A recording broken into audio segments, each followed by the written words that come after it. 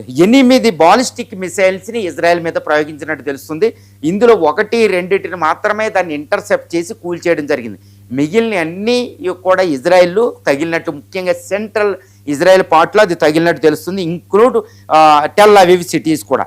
దీంతోపాటు ఇరాన్ ఇప్పుడు Gulf countries మీద అటాక్ చేయడంలే, తన దృష్టి అంతా ఇప్పుడు ఇజ్రాయెల్ భూభాగం 14,000 చదరపు కిలోమీటర్ల లేదా ఆఫ్ షోర్ అంటారు, అంటే అమెరికా మాత్రమే. అమెరికా ఎయిర్ బేస్లను కూడా అటాక్ చేయాల్సిన అవసరం ఇప్పుడు ఇరాన్కి లేదు.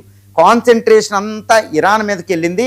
ఇటు American bases, air craft carrier, ships, తర్వాత న్యూక్లియర్ సబ్మెరైన్స్, తర్వాత ఆఫ్ షోర్ అసెట్స్ అంటారు, అక్కడి నుంచే ఇప్పుడు యుఎస్ యుద్ధం చేయాలి, వాటి మీద దృష్టి పెట్టింది. అందుకనే USS air craft carrier Abraham Lincoln మీద 4 మళ్ళా అటాక్ చేస్తుంది. దాన్ని still Iran is hunting this one అనమాట. అది గోస్ట్ మూమెంట్లో వెనక్కే ముందుకు వెళ్తున్నట్టు తెలుస్తుంది, అది రిపోర్ట్ చేయడంలో.